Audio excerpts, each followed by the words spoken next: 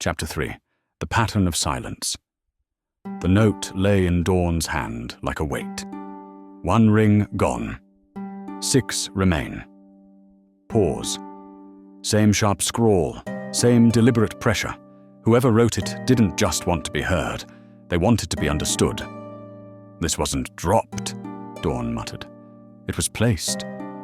He knelt to examine the floor. Dust had been swept aside in a clean square, a quiet signature in the form of neatness. They knocked twice, he added, and left no trace. I nodded. I'd heard it too, but there were no echoes, no departing footsteps, just the wind and our own unsettled breath. Pause. "What do you make of the rings?" I asked. "It's a countdown," Dawn said. Or worse, an invitation. The next morning, the city wore a grey silence. Fog spilled through the alleyways like smoke from some funeral procession. We returned to the boarding house. Mrs. Connolly met us at the door, her hands wringing the hem of her apron. "Someone broke into room 7, she said. "I didn't hear a thing. But when I went up this morning..." Room 7 had changed. The bed was untouched.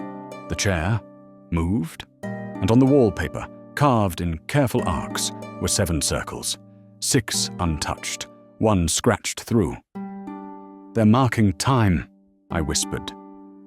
"Or victims," Dawn added.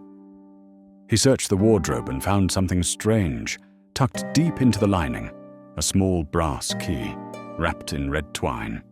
On the handle, a single word: Silversong. "Silversong?" I asked. Dawn didn't answer immediately. Back at his study, he rolled out a faded map of the city and placed 3 pins. "1, he said, tapping the corner where the first note appeared. 2, for the alley where the second had been left. 3, where a chapel once stood in East Hollow. Reverend Elias Silversong, he finally said. He disappeared 6 years ago. Claimed he'd deciphered the language of bells. Said the city was alive. Listening. He vanished 2 weeks later. You think he's behind this? I think he started it. That evening, we visited the chapel. Or what remained of it. The windows were shattered, the air thick with mold and damp ash. Under the altar, a rusted trapdoor resisted our pull until the brass key turned it with a soft click. We descended. From somewhere below, a bell rang. Software muffled, just once. They're not killing at random, Dawn said. They're following a score. We found ourselves in a circular chamber, too symmetrical for comfort. On the far wall, 6 bells hanging in silence. Beneath them, a metronome ticked steadily, and on the pedestal, an old leather-bound book. Dawn opened it.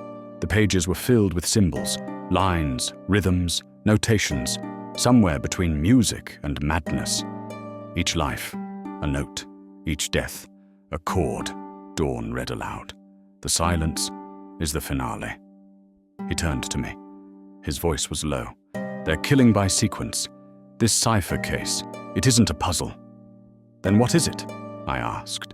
He stared down at the open page. It's a song, he whispered. And then, as if to prove his point, the bell rang again. Once, and then silence.